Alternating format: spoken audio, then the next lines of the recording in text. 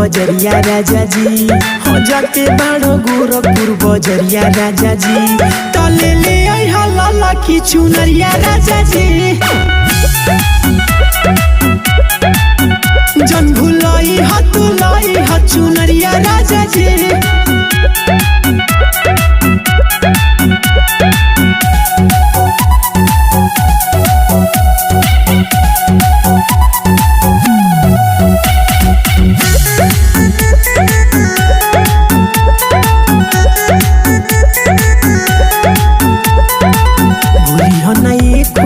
तू सामान हो दिया अगरबत्ती पत्ती दू जोड़ी पान हो, सकबा तो पुरजा पली खिल हो, बाड़ो फूल कटनी सीखिल हो।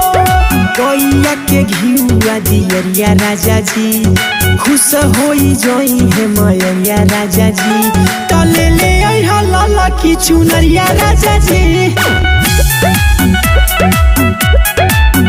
जन भुलाई हतुलाई चुनरिया राजा जी।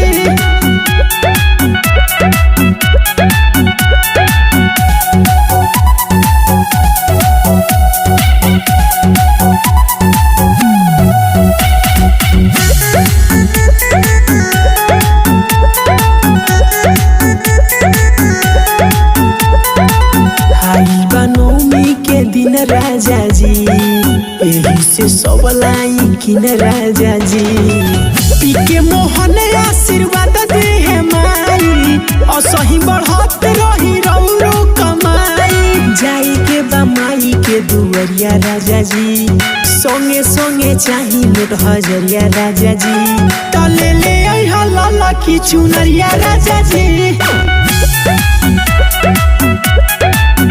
जन भुलाई हतुलाई चुनरिया राजा जी।